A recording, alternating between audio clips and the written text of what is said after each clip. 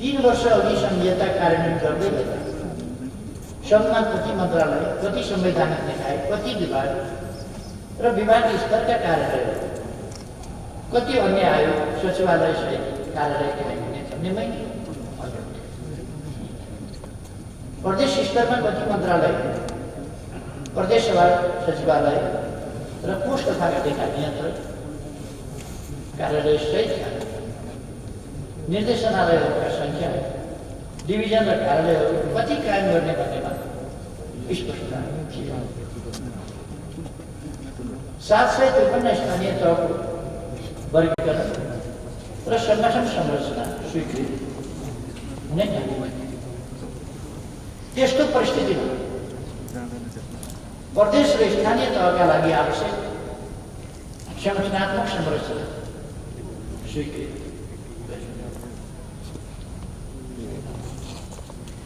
कर्मचारी समायोजन जस्तो जटिल काम 1 वर्षभित्रै सम्पन्न गरे सङ्घ, प्रदेश र स्थानीय तहमा आवश्यक जनशक्ति व्यवस्थापन।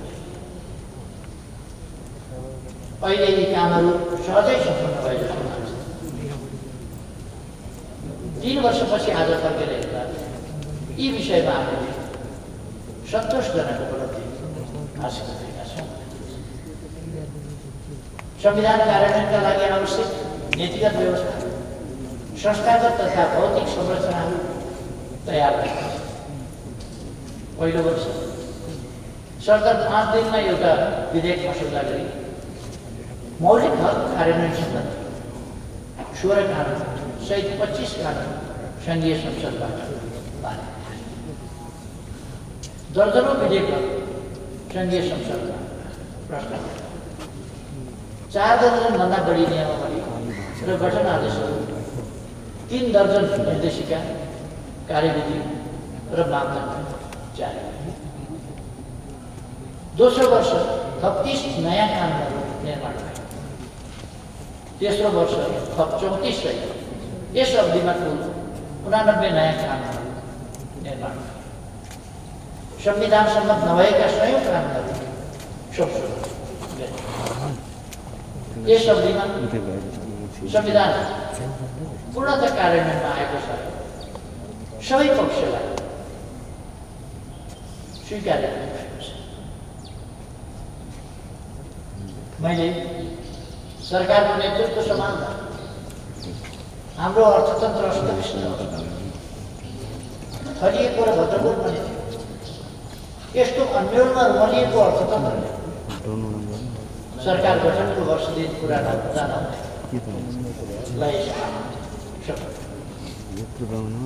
सरकारको पहिलो वर्षमा करिब 7% आर्थिक वृद्धि, दोस्रो वर्ष 7% भन्दा माथिको आर्थिक वृद्धि।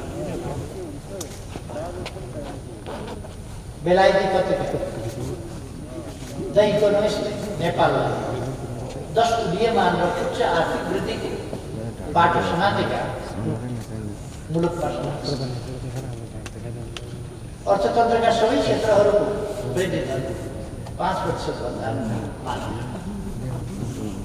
सातवटै प्रदेशको आर्थिक वृद्धि 6% भन्दा बढी। यही बेला अहिले मात्र संसारमा कसैले पनि नसोचेको कोभिड-19 महामारी यसले विश्व अर्थतन्त्रको संरचना नै बदलायो। केही मुलुकहरूको वृद्धि नकारात्मक रह्यो, कति मन्दीको चपेटामा। कयौं देशका अर्थतन्त्र नराम्रोसँग छिन्। हाम्रो पनि आर्थिक वृद्धि दर त बढ्यो, तर सरकारको सुझबुझ, नीतिगत स्पष्टता र पूर्व सक्रियताका कारण नेपाली अर्थतन्त्र मन्दीको चपेटामा पर्यो। 3 वर्षको औसत वृद्धि 5.5% को आधार। कोभिड-19 को असर घट्दै जाँदा हाम्रो अर्थतन्त्र फेरि पुरानै गएर चालु आर्थिक वर्षको 6 महिनाका केही तथ्य हाम्रो अर्थतन्त्र पुनः उच्च आर्थिक वृद्धिको बाटो समात्ने गरी चलायमान भइसकेको देखिन्छ। अर्को वर्ष 15 योजनाले प्रक्षेपण गरेको 10% हाराहारीको आर्थिक वृद्धि दर हासिल हुन सक्ने सम्भावना प्रबल रहेको छ। यसै आर्थिक वर्षको पछिल्लो 6 महिनामा शोधनान्तर बचत रु 124 अर्ब पुगेको छ। अघिल्लो आर्थिक वर्षको सोही अवधि यस्तो बचत रु 26 अर्ब मात्र थियो। वार्षिक बिन्दुगत आधारमा उपभोक्ता मूल्य सूचकाङ्कमा आधारित मुद्रास्फीति 3.5% छ। आयात 4.8% घटेको छ भने निर्यात 6.1% बढेको छ। विप्रेषण आपूर्ति नेपाली रुपैयाँमा 11.1% र अमेरिकी डलरमा 6.7% बढेको छ। कुल विदेशी विनिमय सञ्चित अमेरिकी डलर 12.78 करोड। संघीय सरकारको खर्चहरू 415.75 करोड र राजस्व परिचालन 422 अर्ब 24 करोड भएको छ। बैंक तथा वित्तीय संस्थाको निक्षेप सङ्कलन 9.2% ले वृद्धि भएको छ। रु 185 अर्ब बराबरको वैदेशिक सहायताको प्रतिबद्धता प्राप्त भएको छ। यस 3 वर्षको अवधिमा सार्वजनिक खर्चको आकारमा झन्डै 29% वृद्धि भएको छ। सार्वजनिक बजेटको आकार रु 186.64 अर्ब बढेको छ। अमेरिकी डलरमा प्रति व्यक्ति आय 23.6%, 887बाट 1017 र नेपाली रुपैयाँमा 35.2% बढेको छ। 9 लाखभन्दा बढी जनसङ्ख्यालाई निरपेक्ष गरिबीको रेखाबाट माथि उकालिएको छ। यदि कोभिड-19 को महामारी भएन यो सङ्ख्या 15 लाख माथि। संयुक्त राष्ट्रसङ्घीय मानव विकास प्रतिवेदनले मानव विकास सूचकाङ्कमा 5% भन्दा बढीको बिन्दुगत वृद्धिले कोभिड-19 को चपेटामा पर्दा नेपालमा गरिबी नबढेको, भोकमरी नरहेको देखाएको छ। अति छरिएको बस्ती र भौगोलिक रूपमा विकट 5वटा बाहेक सबै स्थानीय तहमा बैंक तथा वित्तीय संस्थाका शाखाहरू खुलेका छन्। बैंकिङ सेवा उपलब्ध छ। 3 वर्ष अघि 753 मध्ये बैंक तथा वित्तीय संस्था पुगेका स्थानीय तहको सङ्ख्या 374 मात्रै थियो। खोलौँ बैंक खाता अभियान पछिल्लो 1.5 वर्षको अवधिमा मात्र 68 लाखभन्दा बढी बैंक खाता थप भएका छन्। बैंकिङ क्षेत्रबाट निजी क्षेत्रमा जाने कर्ज 72% बढेको छ।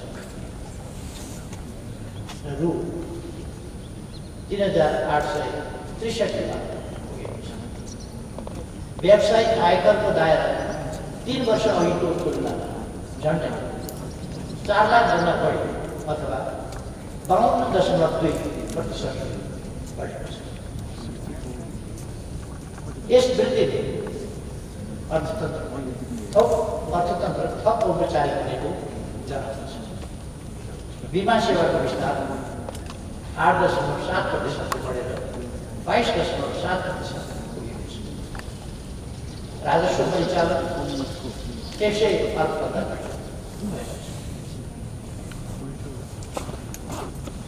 कोभिड-19ले संसारकै आपूर्ति सञ्जाल र व्यवस्था खलबल्याउँदा मूल्य वृद्धि 5% भन्दा माथि छैन। प्रदेश र स्थानीय विकास रु 1045 अर्ब हस्तान्तरण गरिएको छ। 2076 सालदेखि पेट्रोलियम पाइपलाइन सञ्चालनमा आएपछि रु 2.35 करोड बराबरको लागि बचत गरिन्छ। यो परियोजना 2.5 दशकदेखि चर्चामा थियो, तर कार्यान्वयन भइरहेको थियो। मैले भारतीय समकक्षसँग संयुक्त रूपमा शिलान्यास गरेको 17 महिनामा यो परियोजना सम्पन्न। प्रधानमन्त्रीको रूपमा मेरो अघिल्लो कार्यकालमा शिलान्यास गरिएको ऐतिहासिक तथा पुरातात्विक महत्त्वको रानी पोखरी वर्तमान सरकार गठनसम्म जानु भएको। अहिले रानी पोखरीको पुनर्निर्माणको काम सम्पन्न भएको छ र त्यो उद्घाटन भइसकेको छ। विश्वज्योति हलदेखि त्रिपुरेश्वरसम्म खुल्ला रहने बृहत टुरिकल परियोजना अन्तर्गत यसको थप सौन्दर्यीकरणको कार्य हुँदैछ। भूकम्पबाट क्षतिग्रस्त धराहरालाई ऐतिहासिकता झल्किने र आधुनिकता पनि टल्किने गरी नेपालको गौरवको रूपमा उभ्याउनु म बनाउँछु मेरो धराहरा अभियान मैले अघिल्लो कार्यकालमै सुरु गरेको थिएँ। सरकारबाट हट्नु अघि निर्माण कार्य थाल्न आवश्यक पूर्व तयारी सकेको। जनस्तरबाट स्रोत सङ्कलनको आधार समेत बनाइएको छ। तर करिब 2 वर्षपछि फेरि प्रधानमन्त्री बनेर आउने बेला पोहोरको इटाको साथी अहिले 22 तल्ले धराहराको 28औँ तलाको तला सम्पन्न भइसक्यो। धराहराको निर्माण कार्य यसै साल पुरा भइसक्यो। राष्ट्रिय पुनर्निर्माण प्राधिकरणको कार्यकाल सकिँदैछ।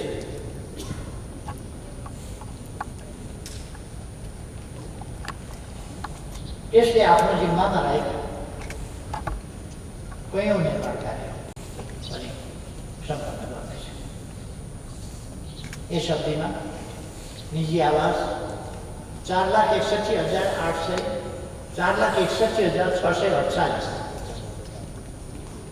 थप सहित 5,59,461 को निर्माण सम्पन्न भएको छ। 3 वर्ष अघि जम्मा 97,813 मात्र निजी आवास निर्माण भएको छ। पुनर्निर्माण गर्नुपर्ने 415 सरकारी निकायका भवनको 95% निर्माण कार्य सम्पन्न भएको छ।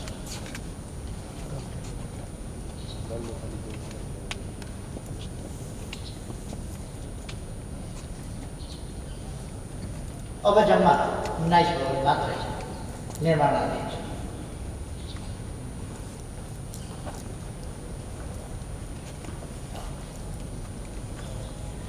सुरक्षा निकायका भवनतर्फ 163 थप सहित 207 भवनको निर्माण सम्पन्न भएको छ।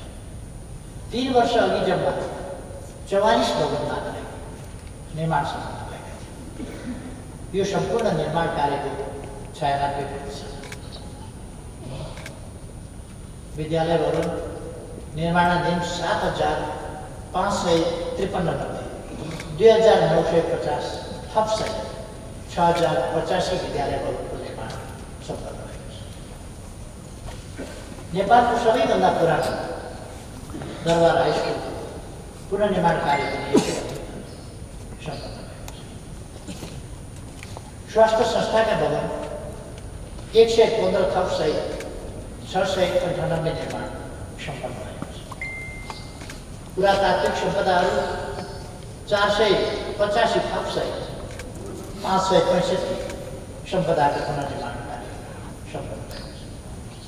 3 वर्ष अघि जम्मा 80 पुरातात्विक सम्पदाहरूको मात्र निर्माण सम्पन्न भयो।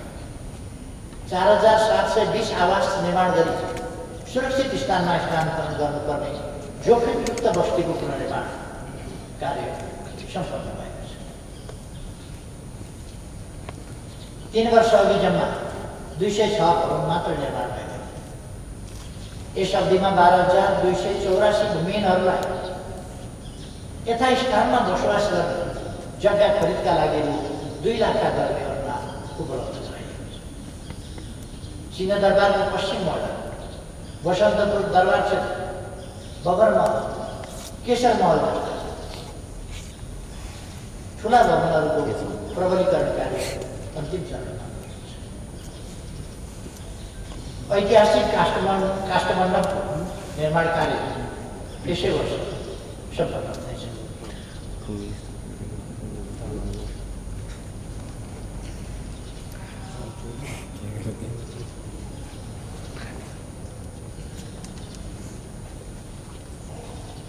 मैले यस सरकारको पहिलो वर्षलाई आधार वर्ष, त्यसै गरी दोस्रो वर्षलाई समृद्धिको आरम्भ वर्षका रूपमा उल्लेख गरेको छ। चुनावको घोषणापत्र, नीति कार्यक्रम, बजेट र त्यसको कार्यान्वयन तादात्म्यता छैन भन्ने मान्यता स्थापित गर्न खोजिएको थियो। सरकारको तर्फबाट घोषणापत्रमा गरिएको प्रतिबद्धता, 2 आर्थिक वर्षका नीति कार्यक्रममा उल्लेख गरिएका विषय, त्यसको लागि गरिएको बजेट व्यवस्था र कार्यान्वयन स्थितिसहितको सचित्र प्रकाशन सङ्घीय संसदमा वितरण सहित समेत गरेको। पूर्वाधार विकासको अङ्कमा प्रवेश गर्नु अघि म फेरि गत सालको आफ्नै भनाइ दोहोऱ्याउन चाहन्छु। कुनै समय सिङ्गो वर्षभरिमा 10 किलोमिटर मात्रै बाटो खालो थियो। त्यस्तो अवस्था यो सरकार गठन भएपछि प्रतिदिन करिब 5 किलोमिटरभन्दा बढीका तरिका निर्माण भइरहेको छ, अथवा 5.7 किलोमिटर। कोरोना महामारीले काममा असर पारेको झन्डै एक वर्ष, तर तथ्यले यसलाई आज पनि पुष्टि गर्छ। यस 3 वर्षको अवधिमा सङ्घ, प्रदेश र स्थानीय तहसहित निकायहरूबाट कालोपत्री सडक 5,498 किलोमिटर निर्माण। यस अवधिमा थप 2,718 किलोमिटर निर्माण भएको सडक विभागद्वारा निर्मित कालोपत्री रणनीतिक सडक कुल 15,867 किलोमिटर। शहरी विकास मन्त्रालयद्वारा थप 412 किलोमिटर कालोपत्री सडक निर्माण भएको छ। सातौँ प्रदेशबाट 1,143 किलोमिटर सडक कालोपत्री गरिएको छ। स्थानीय स्तरका थप 1,225 किलोमिटर कालोपत्री सडक निर्माण भएको छ। खण्ड समेत 1,463 किलोमिटर थप भई 8,419 किलोमिटर निर्माण भएको छ। माझी सडकको लम्बाइ 9,109 किलोमिटर पुगेको छ। यस अवधिमा तराई मधेसमा 1,600 किलोमिटरभन्दा बढी कालोपत्री सडक निर्माण भएको छ, जसमध्ये तराई मधेस सडक पूर्वाधार विकास कार्यक्रमबाट 2 लेन 516 किलोमिटर रणनीतिक सडक, 490 किलोमिटर झुलाकी राजमार्ग, व्यापारिक मार्ग विस्तार आयोजना अन्तर्गत 94 किलोमिटर 6 लेनका सडक निर्माण भएका छन्। सङ्घीय मामिला तथा सामान्य प्रशासन मन्त्रालय अन्तर्गत करिब 60 किलोमिटर सडक र सघन शहरी विकास कार्यक्रम अन्तर्गत 412 किलोमिटर सडक निर्माण भएको छ। कालोपत्री सडक भएका जिल्लाहरूको सङ्ख्या अब 72 पुगेको छ। सडक पुगेका गाउँपालिका केन्द्रको सङ्ख्या 724 पुगेन। बाँकी केन्द्रहरूलाई जोड्ने सडक निर्माणका लागि यसै आर्थिक वर्षभित्र थाल्ने गरी सरकारले बजेट योजना गरिसकेको छ। नागढुङ्गा नौ विशेष रूप मार्गको निर्माण कार्य सुरु भएको छ। सिद्ध बाबा सुरुङ मार्ग निर्माणको लागि बजेट व्यवस्था गरिएको छ। टोखा छरे र बेत्रगत दिशा प्रवेशी सुरुङ मार्ग विस्तृत परियोजना प्रतिवेदन तयारीको चरणमा छ। 3 वर्षमा सङ्घ प्रदेश र स्थानीय तहका गरी थप 915 सडक पुल निर्माण भएका छन्।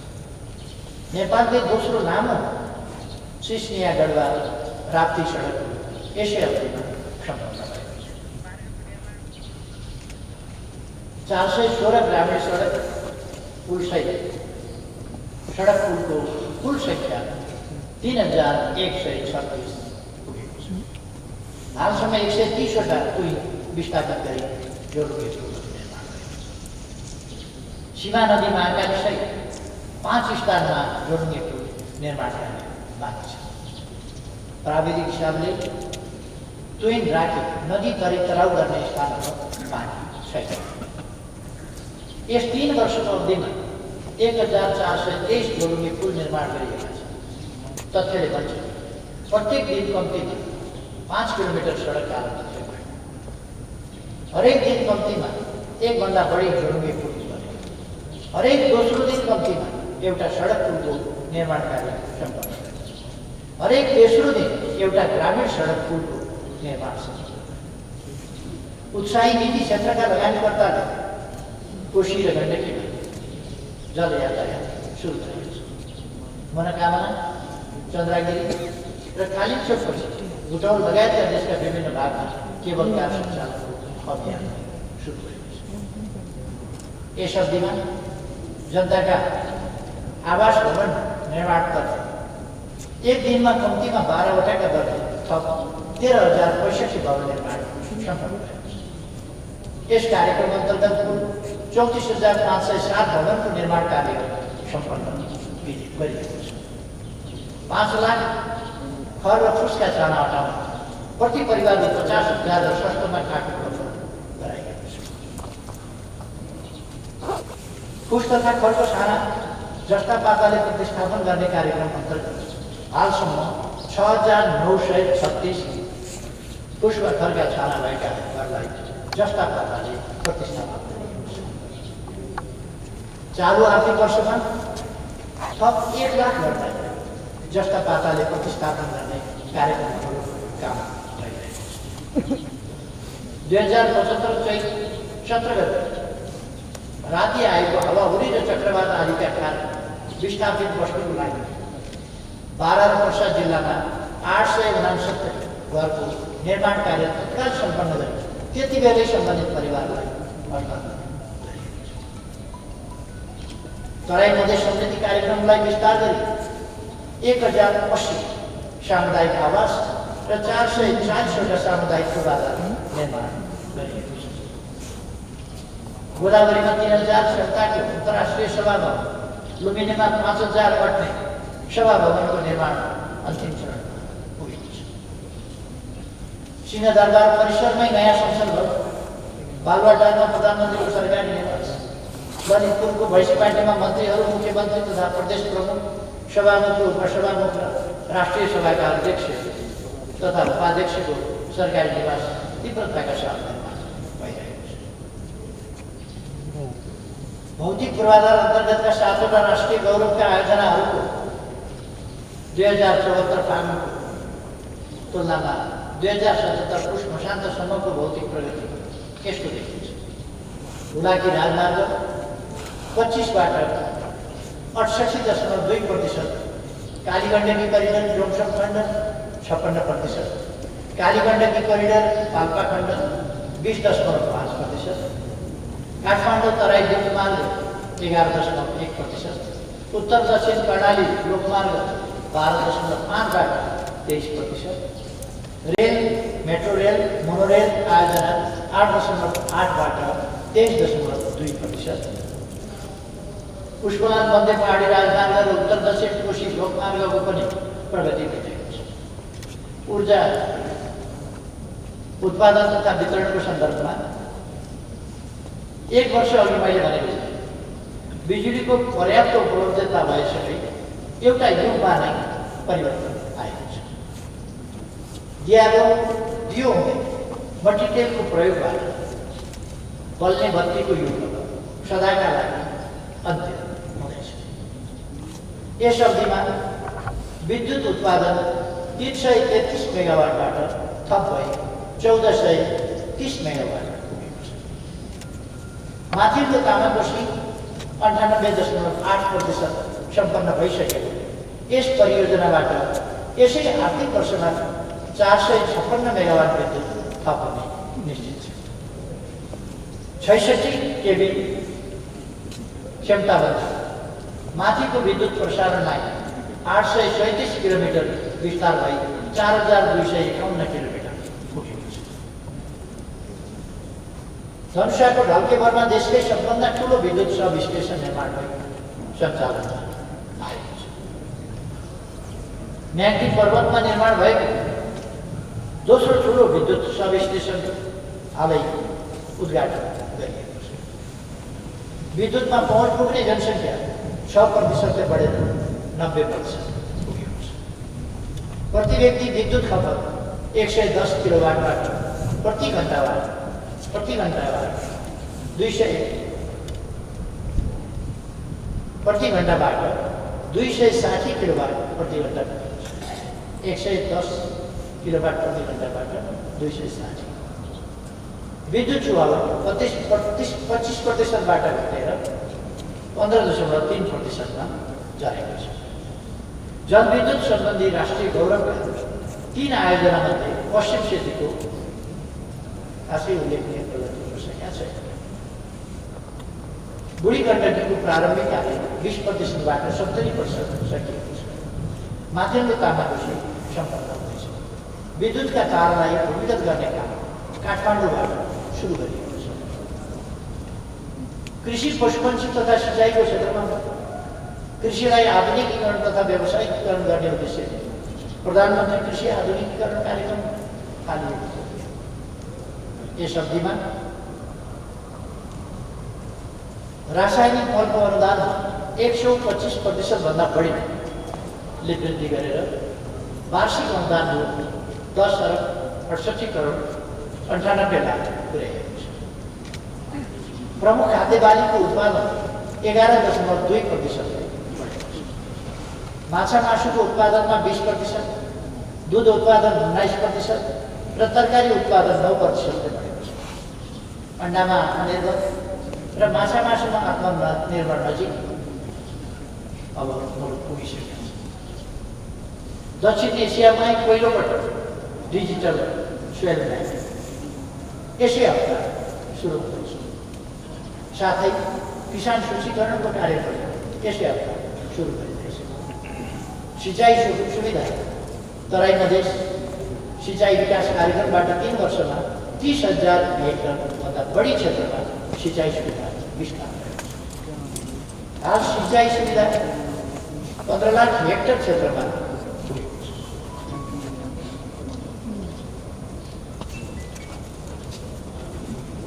यस अवधिमा सिँचाइतर्फका 6 राष्ट्रिय गौरवका आयोजनाहरूमा कम्तीमा 10%ले भौतिक प्रगति भएको छ।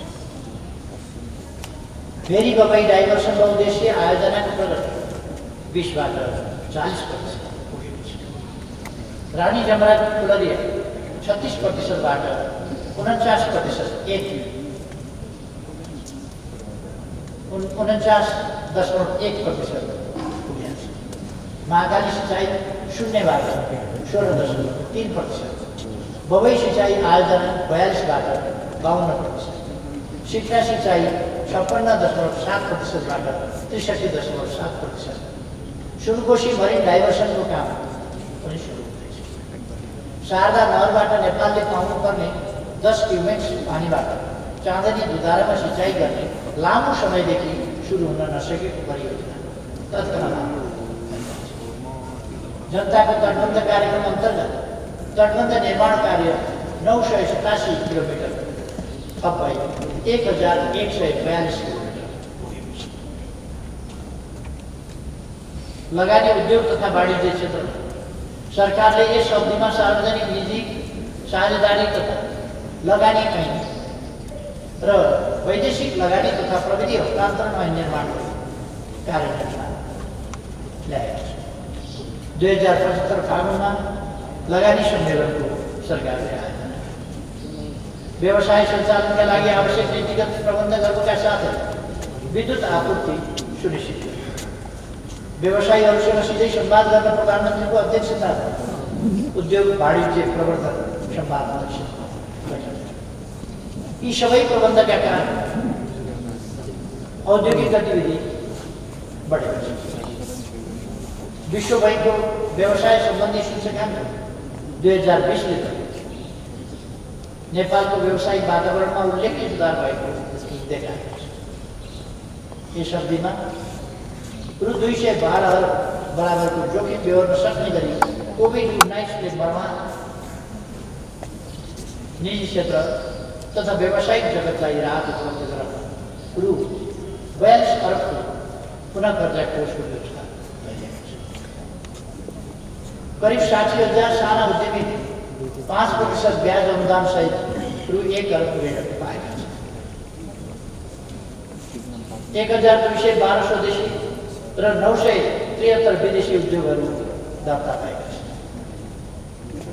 लगानी बोर्ड मार्फत रु 14 खरब बराबरको र उद्योग विभाग मार्फत रु 1 अर्बभन्दा बढीको लगानी प्राप्त भएको छ। लगानी सम्मेलन भइरहेकै समयमा रु 1 खरबभन्दा बढीको प्रतिबद्धता प्राप्त भएको छ।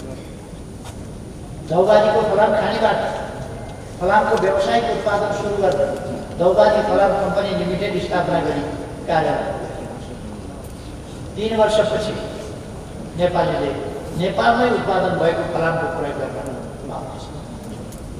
दैलेखमा पेट्रोलियम खानी र बैतडीमा फस्फोरस खानीको अन्वेषण जारी छ। यो सरकार बन्नु अघिको सरदर 20% को आयात वृद्धि करिब 8%मा झरेको कुल आयातमा कमी आएको छ।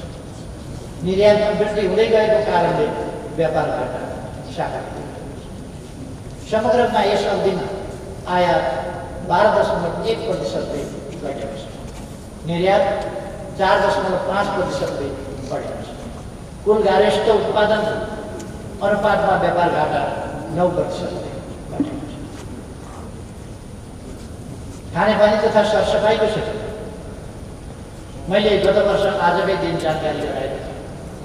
दक्षिण एसियामा नेपाल पहिलो खुला दिशामुक्त देश घोषणा गरेको छ। यसले देशलाई सभ्यताको एक सिँढी माथि उठाएको छ। यस अवधिमा 100% जनसङ्ख्यामा आधारभूत स्तरको सरसफाइको पहुँच पुगेको छ। सघन शहरी विकास कार्यक्रम अन्तर्गत तराई मधेसका 20 जिल्लाहरू 442 किलोमिटर ढल निर्माण गरिएको छ। तराई मधेसमा ढल निर्माण सरसफाइको क्षेत्रमा नयाँ प्रगति। आधारभूत खानेपानीमा 91% जनताको पहुँच पुगेको छ।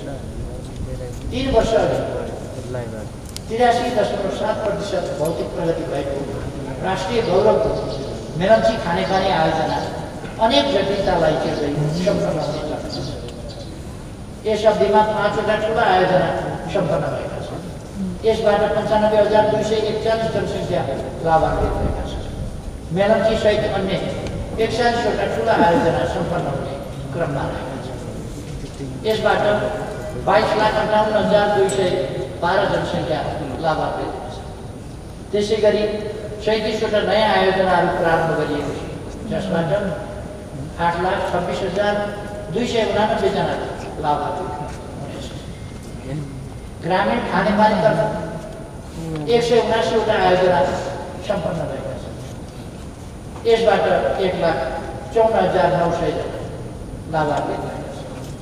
अन्य 161वटा आयोजना सम्पन्न हुने क्रममा रहेका छन्, जसबाट 2,06,800 जना लाभान्वित हुनेछ।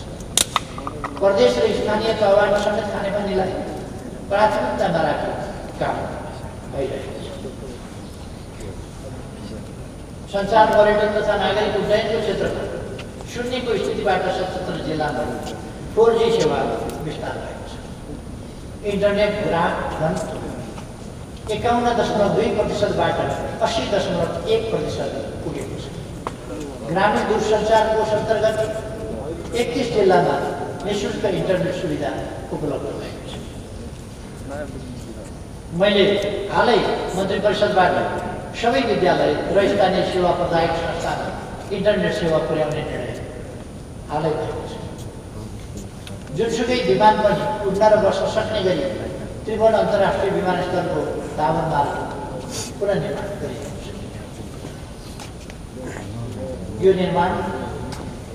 यो पुनर्निर्माण 40 वर्षपछि तोकिएको समयभित्रै सम्पन्न भएको छ र त्रिभुवन अन्तर्राष्ट्रिय विमानस्थललाई हामीले बुटिक एयरपोर्टको एउटा आकर्षक एयरपोर्ट हो। त्यहाँ पनि हाम्रो इतिहास झल्कने र आधुनिकता झल्किने हिसाबले उद्घोष गरेका थियौँ। त्यसै अनुसार त्यसको पुनर्निर्माण भएको छ। यस अवधिमा नेपालका 53 विमानस्थल मध्ये 12 महिना सञ्चालन हुने विमानस्थलको सङ्ख्या 29बाट अब 36 पुगेको छ। तीमध्ये रातिको समयमा पनि चल्ने विमानस्थलको सङ्ख्या अब 8 पुगेको छ। विराटनगर र सुर्खेत विमानस्थललाई प्रदेश र स्थानीय तहसँग समन्वय गरी विस्तार गरिएको छ। धनगढी, काठमाडौँ, जनकपुर, विराटनगर र भद्रपुर विमानस्थलहरूमा प्रतिकूल मौसमको समयमा पनि भूगर्भ र मार्ग उडान तथा अवतरण हुने प्रणाली विस्तार गरिएको छ। राष्ट्रिय गौरवका आयोजना गौतम बुद्ध अन्तर्राष्ट्रिय विमानस्थलको निर्माण 50%बाट 98.8% सम्पन्न भएको छ। पोखरा क्षेत्रीय अन्तर्राष्ट्रिय विमानस्थल निर्माणको 15%बाट 70% भौतिक प्रगति भएको छ। कोभिड-19 को महामारी नआएको यी दुवै विमानस्थल अहिले सञ्चालनमा आइसकेका छन्। त्यसै गरी शिक्षा, स्वास्थ्य लगायतका सामाजिक क्षेत्रमा हामीले काफी ठुलो प्रगति गरेका छौँ। शिक्षाको सन्दर्भमा मैले गत वर्ष संयुक्त राष्ट्रसङ्घीय बाल कोष युनिसेफको विश्व प्रतिवेदन अ वर्ल्ड रेडी टु लर्नलाई उल्लेख गरेको। प्रतिवेदनमा सन् 2000 पछिका 17 वर्षहरूमा नेपालको विद्यालय भर्ना दर 12%बाट 86% पुगेको गरी प्रशंसा गरियो। यस अवधिमा आधारभूत तह कक्षा 1 देखि 8 को विद्यार्थी खुद भर्ना दर 92.3%बाट 93.4% पुगेको छ। माध्यमिक तह कक्षा 9 देखि 12 को खुद भर्ना दर 43.9%बाट 47.6% पुगेको छ। 6 वर्ष माथिको साक्षरता दर 78%बाट 85% पुगेको छ। सिटिभिटी अन्तर्गत सञ्चालित शिक्षालय 292 स्थानीय तहमा पुगेका छन्। यस्ता शिक्षालयहरू सङ्ख्या 570बाट 1042 पुगेको छ। यी शिक्षालयहरूबाट 65,497 जनाले तालिम प्राप्त गरेका छन्। गत वर्षको यही समयदेखि हामी अकल्पनीय महामारी कोभिड-19 को आतङ्क झेल्यौँ। विश्वलाई नै हल्लाएको यस महामारी हाम्रो मात्रै होइन, विकसित मुलुकहरूको जनस्वास्थ्य सेवाको उपलब्धता र व्यवस्थापकीय क्षमतामाथि पनि गम्भीर प्रश्न। हामीले गत वर्षको चैतको सुरुदेखि नै बन्दाबन्दी गरी कोभिड-19 महामारी नियन्त्रणको प्रयास गर्यौँ। हामी मात्रै होइन, यस महामारीमा सिङ्गो विश्व नै अनभिज्ञ थियो। हामी पनि यसबारे जान्दै थियौँ। सरकारले जे जस्ता प्रयास गरिरहेको थियो ती गलत थिएन। पहिलोपल्ट PCR परीक्षण गर्न मुलुकमा उपलब्ध प्रविधि पर्याप्त थिएन। पहिलो केसको PCR परीक्षण गर्न सङ्कलित स्वाबलाई विदेश पठाउनु पर्यो। स्वास्थ्य सामग्री परिचालन, परीक्षण र उपचारका वास्तविकतासँग मेल नखाने अनेकौँ हल्ला व्यापक।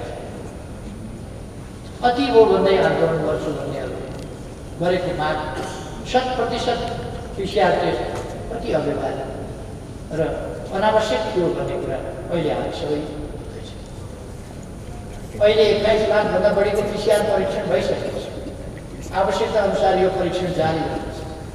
अहिले PCR परीक्षण ल्याब शून्यबाट 83 पुगेको छ। ल्याबलाई चाहिने सामान र पिपी पर्याप्त मात्रामा उपलब्ध छ। माघ महिनाको अन्त्यसम्मको प्रतिवेदन अनुसार सङ्क्रमित सङ्ख्या 2,72,557 छ। यो सङ्क्रमण दर कुल जनसङ्ख्याको 1% कम रहेको छ। निको हुने दर 98.6%। कोभिड-19 को मृत्यु दर करिब 1% छ। सरकारले कोभिड-19 विरुद्धको उपचार निःशुल्क गर्ने व्यवस्था मिलाएको छ। मृत्यु हुने मध्ये 90% भन्दा बढीको मृत्यु अस्पतालमा नै भएको छ। कोभिड-19 का सङ्क्रमितलाई आइसियु र भेन्टिलेटरमै राखेर उपचार गर्नुपर्ने हुन सक्छ भने छुट्याएका छौँ। त्यस्ता उपकरणहरू र सुविधाहरू छुट्याएका छौँ।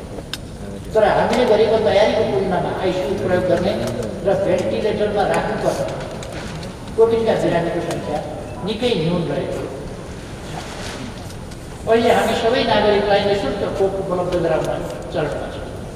विश्वमा कोभिड-19 विरुद्धको खोप लगाउन प्रारम्भ गरिएको 1-1.5 महिनाभित्रै हामीले यो खोप लगाउन प्रारम्भ गरेका छौँ। यसरी खोप अभियान सुरु गर्ने नेपाल दक्षिण एसियामा दोस्रो। माघ 30 गतेसम्म खोप लगाउनेको सङ्ख्या 1,88,983 पुगेको छ। कोभिड-19ले हामीलाई पनि स्वास्थ्य संरचना र सरसफाइमा ध्यान दिन सचेत गराएको छ। त्यसैले अस्पताल र स्वास्थ्य चौकीमा उपलब्ध 6,490 शय्या 38.4% अथवा 2,492 थप गरिएको छ। अस्पताल र स्वास्थ्य चौकीमा उपलब्ध कुल शय्या 8,982 पुगेको छ। यस वर्ष मात्र 309 स्थानीय तहमा आधारभूत अस्पताल निर्माणको लागि एक पटक शिलान्यास भयो। आगामी 2 वर्षभित्र सम्पन्न हुने स्थानीय स्तरका यी अस्पतालमा थप 8,000 शय्या उपलब्ध हुनेछ। अर्को वर्ष थप 204 स्थानीय स्तरका अस्पतालको निर्माण सुरु गरिनेछ। आइसियु शय्या 400, भेन्टिलेटर सहितको शय्या 300 र उच्च निर्भरता हाई डिपेन्डेन्सीका लागि 2,000 शय्या थपिएको छ। कोभिड-19 को महामारीको सामना गर्ने क्रमसँगै केन्द्रमा 300 बेड र सबै प्रदेशमा 50 बेडको सङ्क्रामक रोग अस्पताल निर्माण गर्ने प्रक्रिया प्रारम्भ गरिएको छ। सामाजिक सुरक्षाको क्षेत्रमा पनि हामीले त्यसै महत्त्वपूर्ण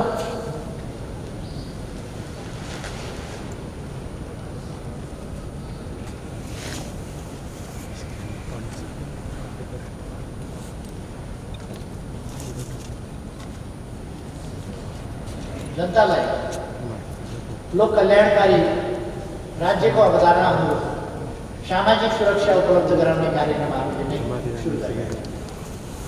संविधानको समाजवाद उन्मुख प्रावधान अनुरूप अहिले सामाजिक सुरक्षाको दायरा बढाइएको छ। यस अवधिमा विभिन्न 8 प्रकारका सामाजिक सुरक्षा भत्ता पाउनेको सङ्ख्या 5 लाखले थप भई 30,60,000 पुगेको छ। मासिक रु 100बाट सुरु गरिएको ज्येष्ठ नागरिक सामाजिक सुरक्षा भत्ता दैनिक रु 100, मासिक रु 3,000 पुर्याइएको छ र यसको दायरा पनि विस्तार गरिएको छ। सबै ज्येष्ठ नागरिकको लागि 1 लाखसम्मको निःशुल्क स्वास्थ्य बिमाको व्यवस्था गरिएको छ। सामाजिक सुरक्षामा वा अन्य निवृत्तिभरण कोष आबद्ध भएकाहरूले पनि सहभागी हुन पाउने गरी नागरिक लगानी कोष मार्फत थप नागरिक पेन्सन कार्यक्रम समेत कार्यान्वयनमा ल्याइएको छ। स्वास्थ्य बिमा थप 37 सहित 28बाट 65 जिल्लामा विस्तार भएको छ। स्वास्थ्य बिमा पुगेका स्थानीय तहको सङ्ख्या 377 थप भई 636 पुगेको छ। स्वास्थ्य बिमा गर्ने जनसङ्ख्या 12,40,000बाट बढेर 25,10,000 पुगेको छ। नयाँ युगको सुरुवातको रूपमा श्रमिकहरूका लागि 2077 मङ्सिर 11 गते योगदानमा आधारित सामाजिक सुरक्षा योजना राष्ट्रिय अभियानको रूपमा मैले नै प्रारम्भ गरेको छु। 76 साउन 1 गतेदेखि कार्यान्वयनमा ल्याइएको यस योजनाबाट श्रमिकको आर्थिक भविष्य सुनिश्चित हुन्छ। रोजगारदाताहरू समेत सम्भावित जोखिमबाट सुरक्षित हुन्छ। यस योजनाबाट रोजगारदातासँगको साझेदारीमा आफैले गरेको योगदानका आधारमा सक्रिय उमेरका सबै नागरिकलाई काममा भन्दा विभिन्न प्रकारका बिमा योजनाबाट लाभ दिने र कामबाट बाहिर सेवानिवृत्त भत्ता उपलब्ध गराइन्छ। यस योजनामा हालसम्म 12,000 भन्दा बढी रोजगारदाता र 2 लाख श्रमिकहरू आबद्ध भइसकेका छन्। सरकारले हालसालै 30,000 भन्दा बढी दैनिक ज्यालादारी र करारमा कार्यरत श्रमिकहरूलाई पनि यसै योजनामा सामेल गर्ने निर्णय गरेको छ। श्रमिकको न्यूनतम पारिश्रमिक 39% वृद्धि गरिएको छ। राष्ट्र सेवक कर्मचारी पारिश्रमिकमा सर्वदर 20% वृद्धि गरिएको छ। नेपाली सेनामा 16 वर्ष सेवापछि निवृत्ति भरणको व्यवस्था गरिएको छ। द्वन्द्वमा घाइते हुनेका लागि निःशुल्क उपचारको व्यवस्थाका साथै विभिन्न आन्दोलन र सङ्घर्षका योद्धाहरूलाई सम्मान र परिचय पत्रको व्यवस्था गर्ने निर्णय गरिएको छ। सुशासन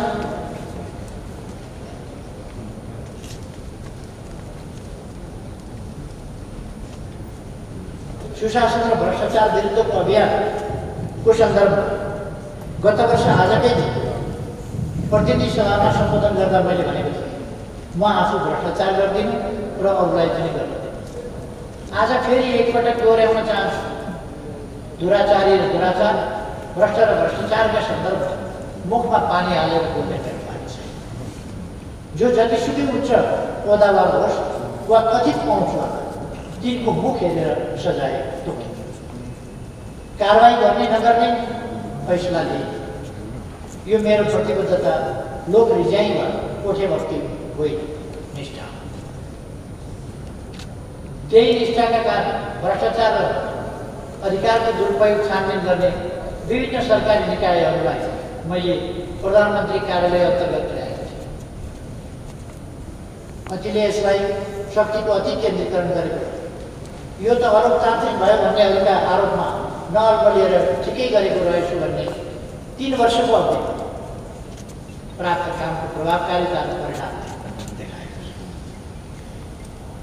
भ्रष्टाचार विरुद्ध जिम्मेवारी पाएका हाम्रा निकायहरूले यसका विरुद्ध अभियान नै चलाएका छन्।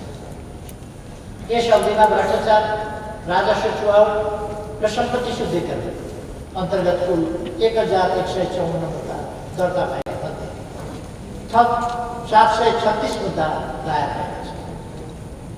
बिगो दावी रु 4,810 करोड गरिएको छ।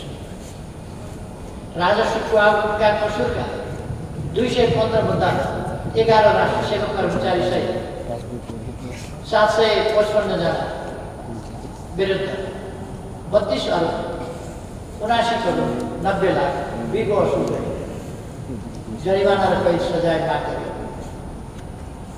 मुद्दा चलाइएको छ। विदेशी विनिमय अपचलन तथा अवैध नीति कारोबारको कसुरमा 440 जना विरुद्ध 10 अरब 72 करोड 69 लाख बिगो कायम गरी त्यसको तेवर जरिमाना र 3 वर्ष कैद सजाय माग गरिएको छ। झुटा नक्कली बिजक बनाउने त कारखाना नै चलेको छ। यस्ता झुटा कागजात जारी गरी राजस्व चुहाउ गर्ने 200 फर्ममध्ये छानबिन पुरा भएका 127 फर्मलाई रु 10 अरब 68 करोड बिगो कायम गरी संलग्न व्यक्ति विरुद्ध मुद्दा दायर गरिएको छ। नक्कली बिजक खरिद गर्ने फर्महरूमध्ये 52 वटालाई 4,61 करोड भन्दा बढी बिगो कायम गरी मुद्दा दायर गरिएको छ। यस वर्ष अख्तियार दुरुपयोग अनुसन्धान आयोगले इतिहासमै सबैभन्दा धेरै मुद्दा दर्ता गरेको छ। विशेष अनुसन्धानबाट मुद्दा दायर गरिएको सङ्ख्या 3 वर्ष पहिले 194 थियो। यस आर्थिक वर्षमा मात्रै 441। कुल बिगो दाबी रकम पहिले रु 40.6 करोड थियो भने अहिले रु 253.7 करोड रहेको छ।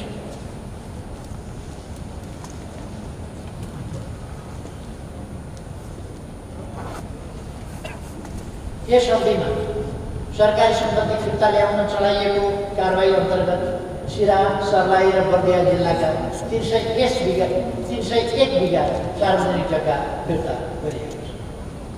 माथिल्लो 201 जलविद्युत परियोजनाको पहुँच मार्गका लागि भोगाधिकार दिएको 110 रोपनी जग्गामा खडा गरिएको नक्कली मोही खारिज गर्ने त्यसलाई पनि फिर्ता गराइएको छ। काठमाडौँको ललिता निवासको 136 रोपनी जग्गा जालसाजी गरी हडप्ने कार्य विरुद्धको मुद्दा जारी छ। माता तीर्थको करिब 174 रोपनी जग्गामा भएको कानुन विपरीत काण्डको छानबिन भइरहेको छ। साथै स्थानीय तह, प्रदेश तथा नेपाल सरकारका सबै प्रकारका चल अचल सम्पत्तिको विद्युतीय अभिलेखनको व्यवस्था मिलाइएको छ। आर्थिक सुशासन, आर्थिक अनुशासन महालेखा परीक्षकको पछिल्लो प्रतिवेदनले सङ्घीय सरकारी निकायको विगत 3 वर्षको लेखा परीक्षण र बेरको अङ्क तुलना गर्दा आर्थिक वर्ष 2073-74 मा 5.41 र 2074-75 मा 5.29% वृद्धि भएको थियो। यस आर्थिक वर्षमा 4.05% मात्र वृद्धि कायम भएको छ। अब 2075-76 मा मात्र रु 83.48 करोड वृद्धि सुरु भएको छ। सुशासनका लागि डिजिटल नेपाल, भ्रष्टाचार क्षेत्र टाल्न र सेवाग्राही जनतालाई छरितो सेवा उपलब्ध गराउन डिजिटल प्लेटफर्मलाई सुदृढ गरिएको छ। यी संरचनागत व्यवस्था आजका लागि मात्र तयार नभएर भोलिका लागि निर्मित आधार। यसमा रहेका प्राविधिक कमजोरीहरू क्रमशः सुधार हुँदै जानेछ।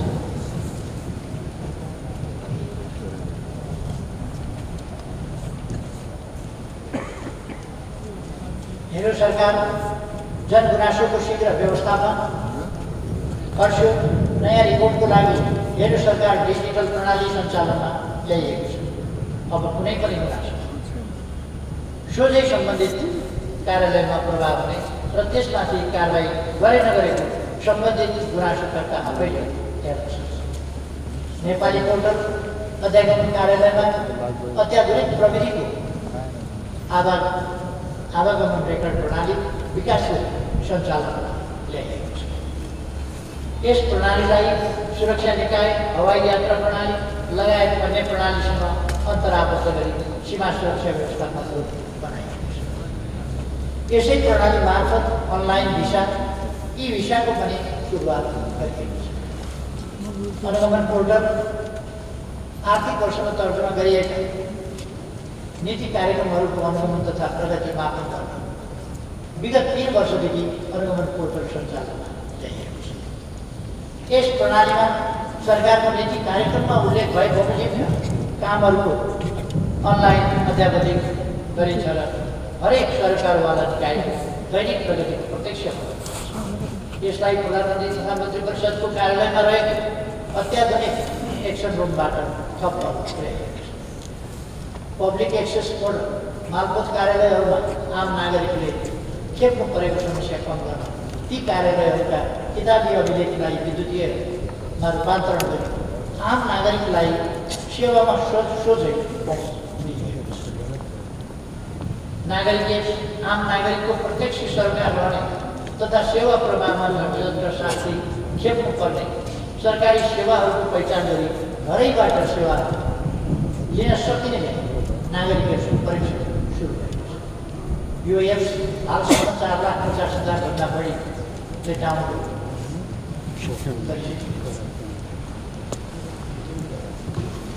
3,500 भन्दा बढी नागरिक घरमै बसेपछि प्यान नम्बर लिइसकेको छ। अब तुरुन्तै मालपोत यातायात सवारी नवीकरण दस्तुर जस्ता झन्झटिला सेवाहरू यसै एप्समा राष्ट्रिय परिचय पत्र विद्युतीय सेवा प्रवाहको मेरुदण्ड राष्ट्रिय परिचय पत्र प्रणाली सञ्चालनमा आइसकेको छ। अहिले देशव्यापी अभियान मार्फत नागरिक दर्ता कार्यक्रम जारी छ।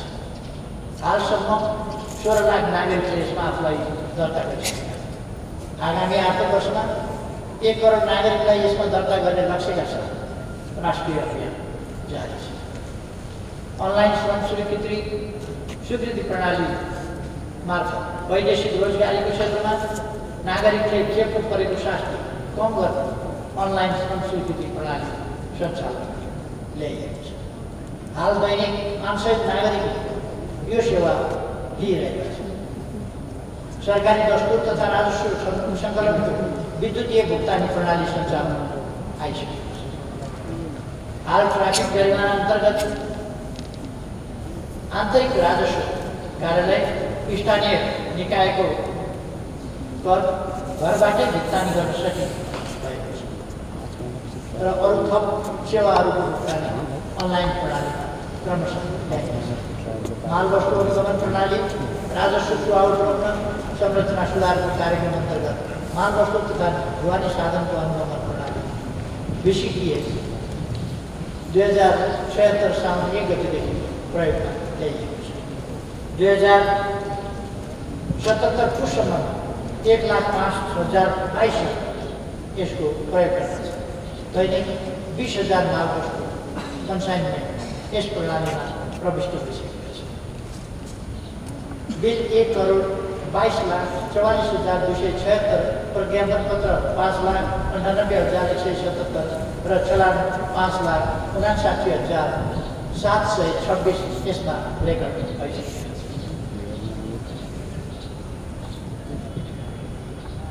शान्ति सुरक्षा र राष्ट्रिय एकताको सन्दर्भमा अहिले राष्ट्रिय सुरक्षाको समग्र पक्ष सामान्य समस्या रहेछ।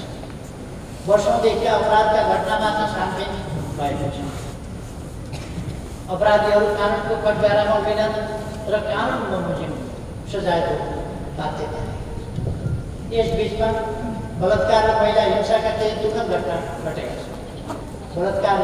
बलात्कार पछिको हत्याकाण्ड होस् वा महिलामाथिको एसिड आक्रमण जस्ता जघन्य हिंसाका घटनाका दोषी कुन गर्न दिइनेछ। सरकारद्वारा एसिड आक्रमण तथा बलात्कार र महिला हिंसा विरुद्धका अध्यादेशहरू दोषीलाई सधैँसम्म कारवाही गर्ने र पीडितलाई तत्काल क्षतिपूर्ति सहित न्याय दिने उद्देश्यले हालै जारी गरिएका छन्। सङ्क्रमणकालीन न्यायको सन्दर्भमा सत्य निर्माण तथा मेलमिलाप आयोग र बेपत्ता नागरिक छानबिन आयोगका कामलाई निरन्तरता दिन अध्यादेश जारी गरिएको छ।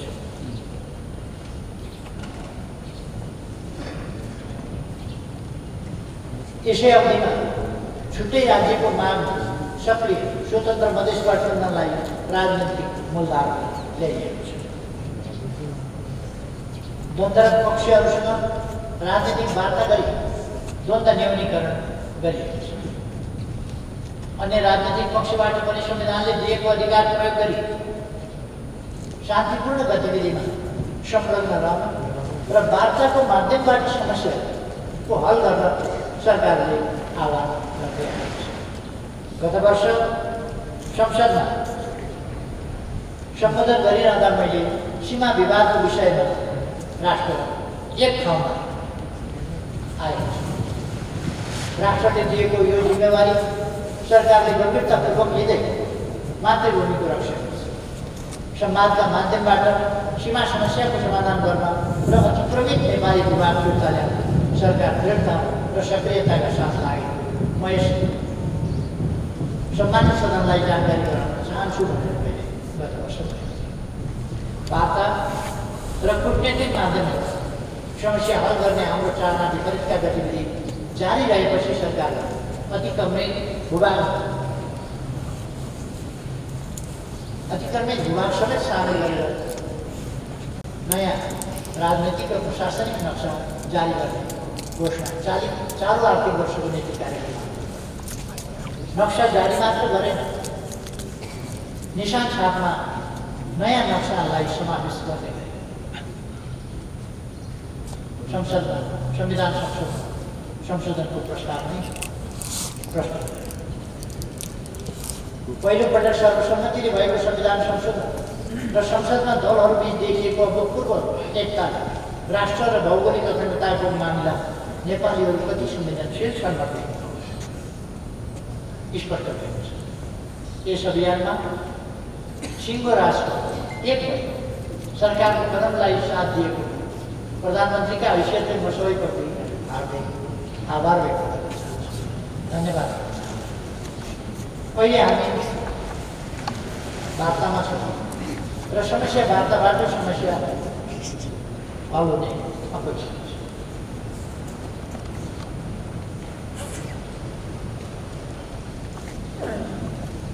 त्यसै गरेर अन्तर्राष्ट्रिय क्षेत्रमा हामीले केही महत्त्वपूर्ण उपलब्धिहरू हासिल गरेका छौँ। आफ्नो भूमिका, पहिचान, परिचय र प्रभाव विस्तार गरेकै कारण यस 3 वर्षको अवधिमा नेपाल अन्तर्राष्ट्रिय क्षेत्र र सङ्घ संस्थामा देखिने, सुनिने, बोलाइने र पत्याइने मुलुकको रूपमा स्थापित भएको छ।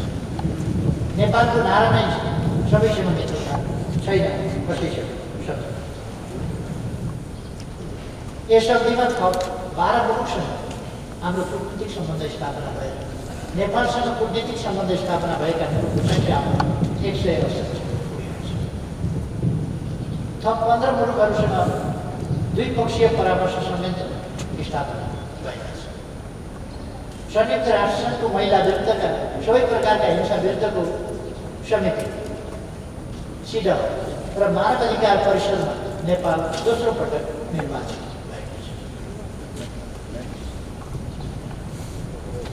गत वर्ष पनि मैले केही महत्त्वपूर्ण भ्रमणलाई यस सन्दर्भमा उल्लेख गरेँ। नेपाल प्रधानमन्त्रीको बेलायत र फ्रान्सको औपचारिक भ्रमण 2 दशकपछि हाम्रो परराष्ट्र अमेरिकाको अनौपचारिक औपचारिक भ्रमण 17 वर्षपछि र रुसको भ्रमण 14 वर्षपछि। चीनका राष्ट्रपतिको नेपाल भ्रमण 23 वर्षपछि। भारतका प्रधानमन्त्रीको एउटै कार्यकालमा 4 पटक नेपाल गयो। चीनसँगको यातायात मार्ग सम्झौतापछि नेपालको अवस्था भूपरिवेष्टित मुलुकबाट भूजडित मुलुकको रूपमा फेरिएको छ।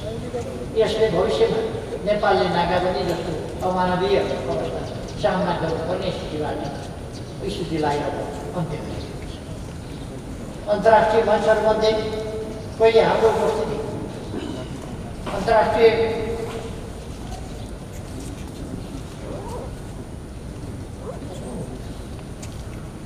अन्तर्राष्ट्रिय मञ्चहरूमा पहिले हाम्रो उपस्थिति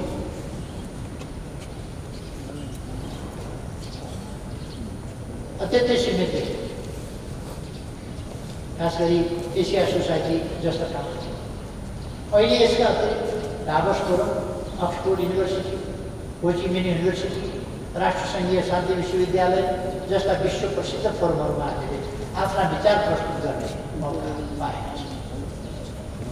कोभिड-19 महामारी हुँदैन थियो, हामी आफैले पनि विश्व स्तरको नयाँ फोरम सगरमाथा संवाद सुरु गरिसकेका छौँ। यस बिचमा हामीले अरू पनि केही महत्त्वपूर्ण कार्यहरूको क्षेत्रमा प्रगति गरेका छौँ। प्रधानमन्त्री रोजगार कार्यक्रम अन्तर्गत खास गरी नेपालको संविधानमा हामीले गरेको व्यवस्था अनुरूप रोजगारीलाई मौलिक हकका रूपमा स्थापित गरिएको छ। यस व्यवस्थालाई कार्यान्वयन गर्ने उद्देश्यले आन्तरिक रोजगारी प्रवर्धन गर्न आर्थिक वर्ष 75-76 देखि प्रधानमन्त्री रोजगार कार्यक्रम कार्यान्वयनमा ल्याइएको। यस कार्यक्रम अन्तर्गत सबै स्थानीय तहमा स्थापना गरिएका रोजगार सेवा केन्द्र स्थानीय रोजगार व्यक्तिहरू बेरोजगार व्यक्तिहरूको सूची राखिन्छ। बेरोजगार व्यक्तिको विस्तृत अभिलेख राख्ने गरी स्थानीय तह रोजगार सूचना प्रणालीको विकास गरिएको छ। यस्ता व्यक्तिलाई निजी क्षेत्रमा उपलब्ध हुने रोजगारी र सार्वजनिक विकास निर्माणका आयोजनाहरूमा परिचालन गरिएको छ। यस अनुसार 2 लाखभन्दा बढीलाई एक आर्थिक वर्षमा न्यूनतम 100 दिनको कामको अवसर वा काम नपाउनेलाई न्यूनतम ज्यादाको आधा बेरोजगार उपलब्ध गराइन्छ। आर्थिक वर्ष 2077-78 को मङ्सिरसम्ममा यस कार्यक्रम अन्तर्गत सूचीकृत भएका 7,43,000 मध्ये 1,05,000ले रोजगारी पाइसकेका छन्। चालु आर्थिक वर्षमा यस कार्यक्रमबाट थप 2 लाख व्यक्तिलाई रोजगारी उपलब्ध गराउने कार्यक्रम रहेको छ। राष्ट्रपति शैक्षिक सुधार कार्यक्रम अन्तर्गत शिक्षण संस्थाहरूको भौतिक पूर्वाधार तथा सिकाइ सुविधा सुधार ल्याउने उद्देश्य आर्थिक वर्ष 2076-77 देखि यो कार्यक्रम प्रारम्भ भयो। गत आर्थिक वर्षमा यसको कार्यविधि तयार गरी विद्यालय तहबाट प्रस्ताव माग गरिएको करिब 3,300 प्रस्ताव प्राप्त भएका छन्। चालु आर्थिक वर्षमा बढीमा 25 लाखसम्मका आयोजनाको प्रस्ताव पेश गर्न सूचना प्रकाशन गरिएको। हाल स्थानीय तहको स्वीकृतिसहित विद्यालयका प्रस्ताव प्राप्त भइसकेका छन्। विद्यालयबाट प्राप्त प्रस्तावमा भवन निर्माण, सूचना प्रविधि प्रयोगशाला, विज्ञान प्रयोगशाला जस्ता पूर्वाधार सम्बन्धी आयोजना समावेश छ। यी प्रस्तावहरूको मूल्याङ्कन गरी कार्यान्वयन अघि बढाउने प्रक्रिया प्रारम्भ गरिएको छ। राष्ट्रपति महिला उत्थान कार्यक्रम अन्तर्गत यस कार्यक्रम अन्तर्गतका बहुआयामिक महिला उद्यमी विकास, विद्युतीय पहुँच वृद्धि, प्रविधि सहयोग र उत्पादित वस्तुको बजारीकरणमा सहयोग गरी महिला सशक्तिकरण गर्ने कार्यक्रम अघि बढाइएको छ। यस अन्तर्गत दुर्गम क्षेत्रमा ज्यान जोखिममा परेका 174 जना गर्भवती तथा सुत्केरी महिलाको हवाई उद्धार कार्य समेत गरिएको छ। प्रधानमन्त्री र राष्ट्रपति संस्थासँग जोडिएका अन्य 2 कार्यक्रम प्रधानमन्त्री कृषि आधुनिकीकरण कार्यक्रम र राष्ट्रपति चुरे भावर संरक्षण कार्यक्रम छ। चुरे संरक्षण कार्यक्रम यसको गुरु योजना अनुरूप अघि बढाइएको छ।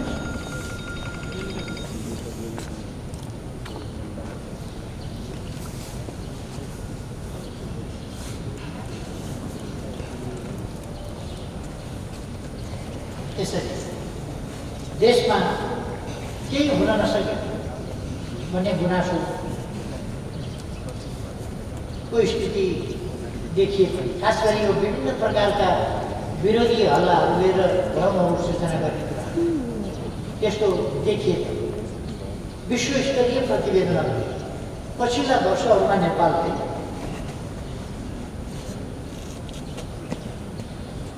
आर्थिक र सामाजिक विकासको क्षेत्रमा उल्लेख्य प्रगति भएको देखाएको छ।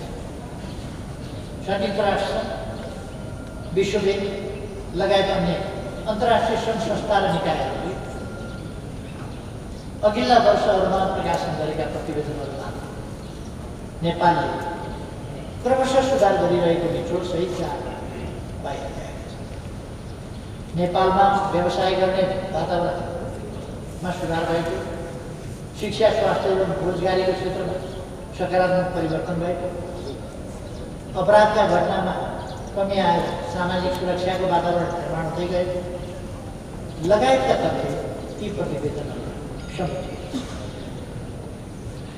शिक्षा, स्वास्थ्य, खानेपानी, सरसफाइ र आम्दानी लगायत अन्य आर्थिक सामाजिक पक्षहरूको स्थिति समेत संयुक्त राष्ट्रसङ्घीय विकास कार्यक्रमले प्रकाशित गरेको मानव विकास प्रतिवेदन 2020 नेपालको सूचकाङ्क 3 वर्षको अवधिमा 5.3% वृद्धि भएको उल्लेख गरेको छ।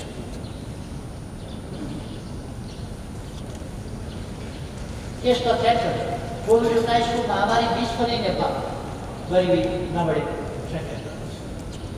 संयुक्त राष्ट्रसङ्घकै विकास नीति समिति, कमिटी फर डेभलपमेन्ट पोलिसी ले विकासोन्मुख मुलुकबाट स्थलोन्नति हुनका लागि निर्धारण गरेका आर्थिक जोखिम 28.4बाट 24.2, मानवीय सम्पत्ति 71.2बाट 75 र प्रति व्यक्ति आमदानी अमेरिकी डलर 887बाट अमेरिकी डलर 1097मा यस अवधिमा उल्लेखनीय सुधार भएको छ।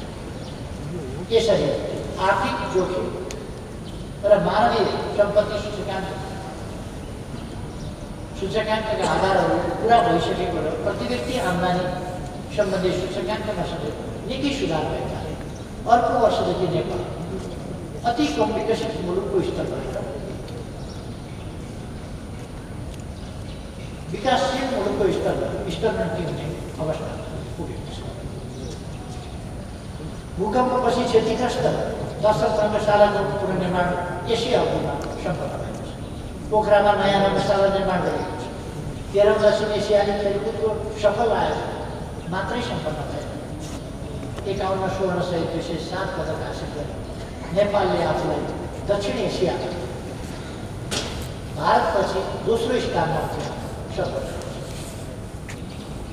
शीतलहर र चिसोबाट कठाङ्ग्रिएर नागरिकको मृत्यु हुन नदिने सरकारको प्रतिबद्धता यस अवधिमा प्रभावकारी कारण भएको छ।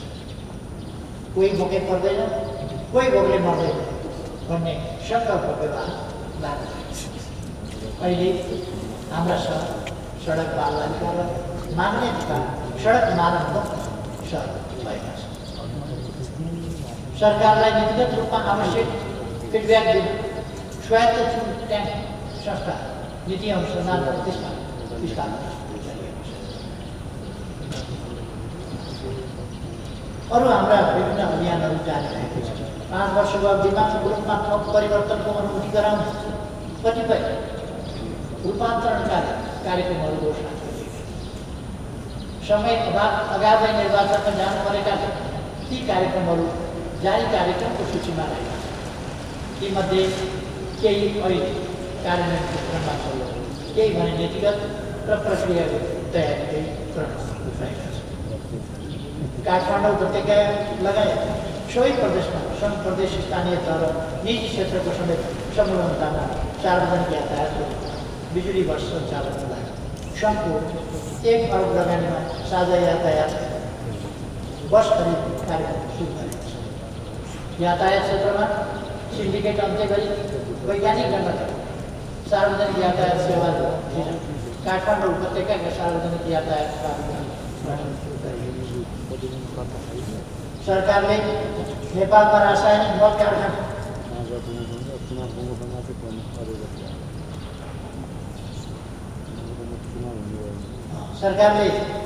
नेपालमा रासायनिक मल कारखाना स्थापना गर्ने सम्बन्धमा सहकार्य गरिरहेको छ।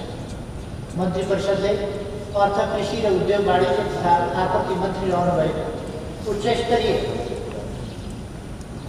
समूहलाई यस सम्बन्धमा अध्ययन गर्न जिम्मा लगाएको छ। साथै अर्थ, कृषि र उद्योग सचिवालय कार्यदलले यस सम्बन्धी प्रारम्भिक अध्ययन गरी मस्यौदा प्रतिवेदन तयार गरिरहेको छ। कोरोना महामारीका कारण रोकिएको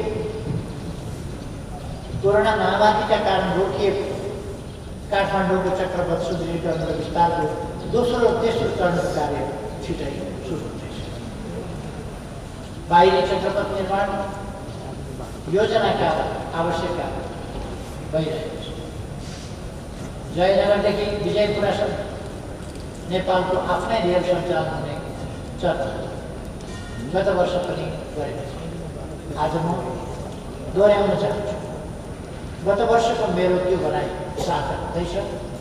रेल सञ्चालनमा अब आउँदैछ। एसियाली राजमार्गको स्तरमा पूर्व पश्चिम राजमार्गलाई 4 देखि 6 लेनमा स्तरोन्नति गर्ने र मदन बनाली राजमार्ग समयमै स्तरोन्नति गरी काम अगाडि बढाइएको छ। यसै अवधिमा सुरु गर्न खोजिएका विभिन्न कार्यक्रमहरू जारी छ। विद्युतीय रेलमार्ग, पूर्व पश्चिम rail, Rasuwagadhi Kathmandu Pokhara Lumbini rail, Birgunj Kathmandu rail, सोरुङ मार्ग, नागढुङ्गा 9 बजे सुरुङ, बेत्रावती क्षेत्रवेशी सुरुङ, टोखा छहरे सुरुङ, सिद्धबाबा सुरुङ, थानकोट चितलान सुरुङ, काठमाडौँ हेटौँडा सुरुङ, खुकुट चियाबारी सुरुङ र फेरि खोला नयाँ पुल सुरुङ आदि सुरुङ क्षेत्रका उल्लेखनीय कामहरू प्रारम्भ। कोलकाता साहिबगञ्ज कालुगा नेपाल जल यातायातको काम भइरहेको छ। विद्युत प्रसारण लाइन 400 केबी क्षमताका वल्छी र स्वगढी केरु अन्तर्देशीय विद्युत प्रसारण लाइन, लक्ष्मीफेदी रातामाटे दमौली हेटौँडा पाल्पा बुटवल प्रसारण line, optical fibre digital Nepal कार्यक्रमसँग जोडिएका सबै प्रदेशमा विस्तार गरिने अप्टिकल फाइबर र अन्य कुराहरू मदन भण्डारी विज्ञान तथा प्रविधि विश्वविद्यालय लगायतका विश्वविद्यालय, ठुला औद्योगिक क्षेत्र र ठुला जलविद्युत परियोजना यसरी हामी सुरु भइरहेका छौँ।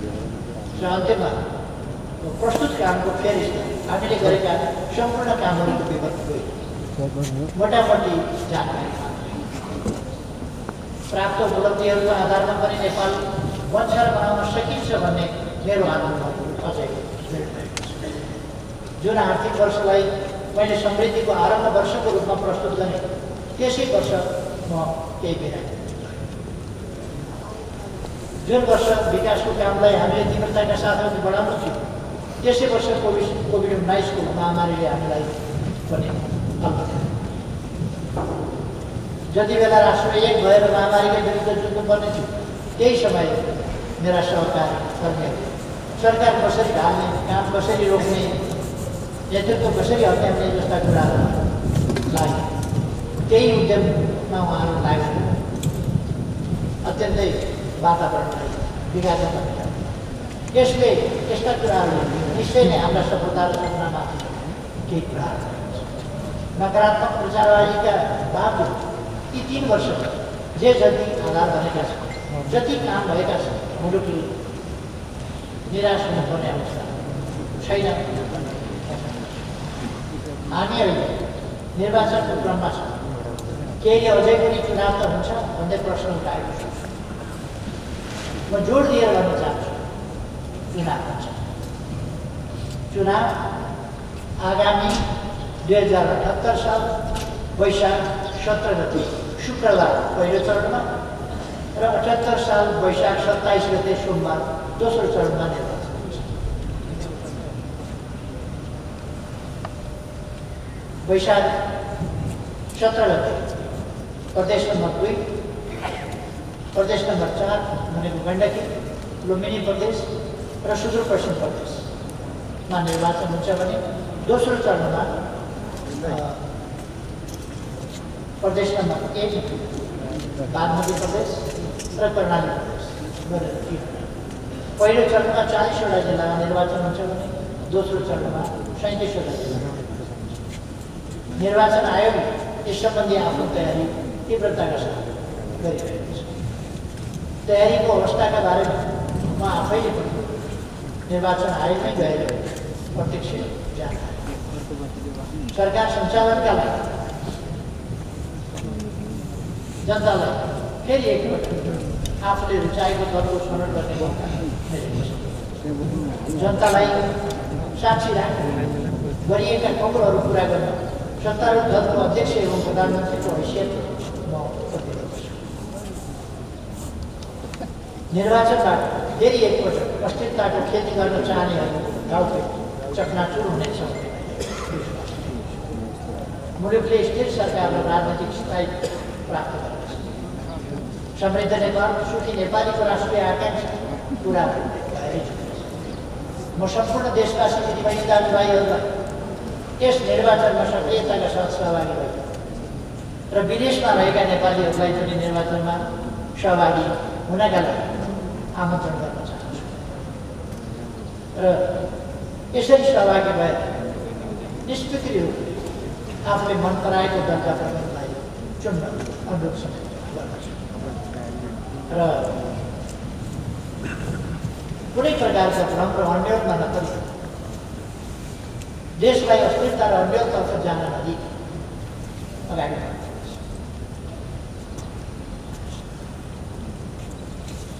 कुनै पनि विषयमा फैसला गर्ने, न्याय निरूपण गर्ने स्वतन्त्र न्यायालय होस् वा अरू संस्था, धम्की दिने, दबाब दिने, विभिन्न प्रकारका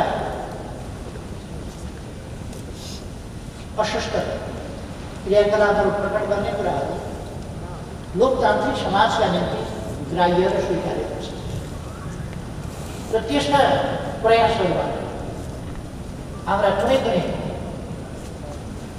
जिम्मेवार राष्ट्रका जिम्मेवार अङ्गहरू वा निकाय प्रभावित हुनु हुँदैन भन्ने विश्वास गर्छु। लोकतान्त्रिक प्रणाली एउटा स्वतन्त्र ढङ्गले आफ्ना कर्तव्य पालना गर्ने, संविधानका कानुन बमोजिम चल्ने, दबाब-रहित र भयरहित अवस्थामा त्यस्ता निकायहरूले काम गर्न पाउने प्रणाली। यदि त्यस्तोमा कसैले दबाब दिन्छ, कसैले अशिष्ट ढङ्गले आफूलाई प्रस्तुत गर्छ भने ती कुराहरूलाई त्यस्ता निकायहरूले पनि अस्वीकार गर्नुपर्छ र जनताले पनि अस्वीकार गर्नुपर्छ।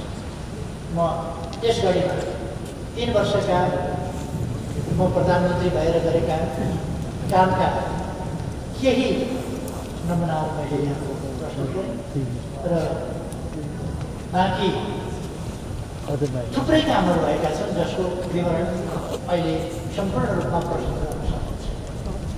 त्यो विभिन्न ढङ्गले साथीहरूले प्राप्त गर्नु नै भएको छ र प्राप्त गर्दै जानु पनि हुनेछ विभिन्न मन्त्रालयहरूमा। तिनका कामहरूका प्रगतिहरू बाहिर आइ पनि रहेका छन्। त्यसर्थ म देशप्रति जिम्मेवार हुने सबैलाई आग्रह गर्न चाहन्छु। सञ्चार माध्यमहरू, सामाजिक सञ्जालहरू, हाम्रो बौद्धिक क्षेत्र सबैलाई पनि देशलाई शिरमा राखेर, जनतालाई मनमा राखेर, साना र संकीर्ण स्वार्थमा होइन, राष्ट्रिय स्वार्थमा केन्द्रित भएर अगाडि बढौँ आज र अपेक्षा गर्दै विश्वास गर्दै आजको अहिलेको धन्यवाद।